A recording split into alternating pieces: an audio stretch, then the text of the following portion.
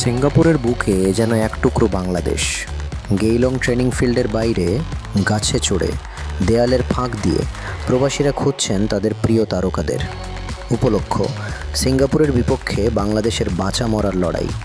তপু রাকিবদের ছাড়াই কি হামজা সমিতরা পারবেন ইতিহাস গড়তে? আর কোচ ক্যাব্রেরার কি এটাই শেষ ম্যাচ? সব জানতে ভিডিওটি শেষ পর্যন্ত দেখুন আজকের মাঠের হুল্লোড়ে।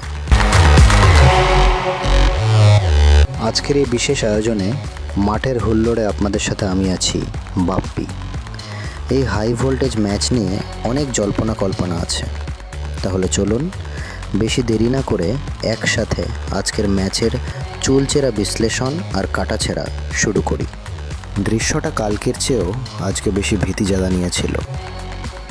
বাংলাদেশ দলের টিম বাস যখন গেইলং ট্রেনিং গ্রাউন্ডের সামনে পৌঁছায় তখন সেটি ভেতরে ঢোকাতে নিরাপত্তা কর্মীদের বেশ বেগ পেতে হয়। কারণ দিন দিন সিঙ্গাপুরে থাকা প্রবাসী বাঙালিদের ভিড় বাড়ছে।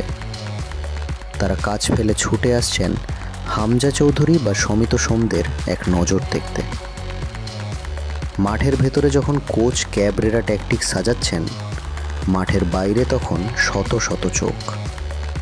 কেউ সীমানা প্রাচীরের ফাঁক দিয়ে, কেউ বা গাছের ডালে চড়ে প্রিয় দলের প্র্যাকটিস দেখছেন। ফুটবলারদের জন্য প্রবাসীদের এই ভালোবাসার দৃশ্য নিঃসন্দেহে দলের মনোবল তুঙ্গে নিয়ে গেছে। টানা 2 সপ্তাহ ধরে দলের সাথে আছেন মিডফিল্ডার সুমিত সোম। নিজেকে মানিয়ে নেওয়ার পর্যাপ্ত সময় পেয়েছেন তিনি।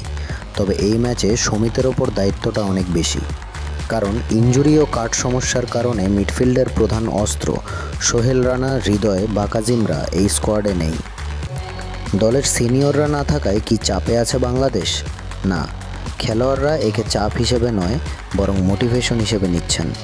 বিশেষ করে সমিতের মতো তরুণরা মনে করছেন ফুটবল 11 জনের নয় বরং 23 জনের স্কোয়াডের খেলা।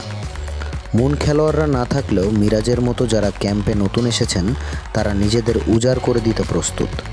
দলের ভেতরের পরিবেশ বলছে নেক্সট ম্যান আপ পলিসিতেই ভরসা রাখছে বাংলাদেশ। প্র্যাকটিস সেশনে আজ ভিন্ন এক চিত্র দেখা গেল। Head coach Javier Cabrera training শুরুর আগে মাঠের কন্ডিশন নিয়ে বেশ অসন্তুষ্টি প্রকাশ করেন।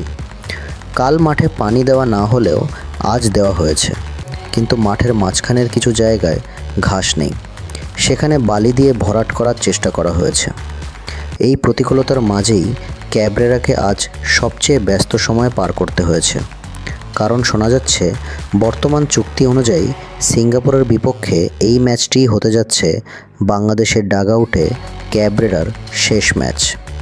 তাই এই স্প্যানিশ কোচ চাইবেন তার বিদায়টা যেন জয় দিয়েই হয়। আজ মূলত সিঙ্গাপুরের শক্তিশালী অ্যাটাকিং লাইন আপকে রোখার ট্যাকটিক্যাল পার্ট নিয়েই কাজ করেছেন তিনি। ভিয়েতনামের কাছে হারের পর বাংলাদেশ দল সেই ম্যাচের কাটাছেঁড়া করেছে।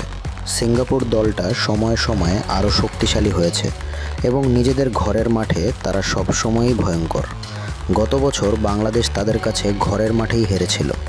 তবে এবার বাংলাদেশ চাচ্ছে তাদের দীর্ঘদিনের ডেভেলপমেন্ট প্রসেসের একটা সঠিক মূল্যায়ন এই ম্যাচ দিয়ে করতে।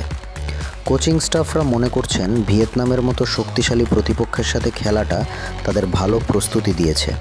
সিঙ্গাপুর ম্যাচের চ্যালেঞ্জ হলো অ্যাটলিস্ট 1 পয়েন্ট নিয়ে ফেরা। তবে দলের লক্ষ্য অবশ্যই পূর্ণ 3 পয়েন্ট এবং একটি দুর্দান্ত জয়। গত মার্চে যে এশিয়ান কাপ কোয়ালিফায়ার মিশন শুরু হয়েছিল ড্র দিয়ে, বাংলাদেশ কি পারবে 31শে মার্চ সিঙ্গাপুরের মাটিতে জয় দিয়ে সেই মিশন শেষ করতে? হামজা চৌধুরীর জাদু কি দেখা যাবে? আপনার মতামত কমেন্টে জানান।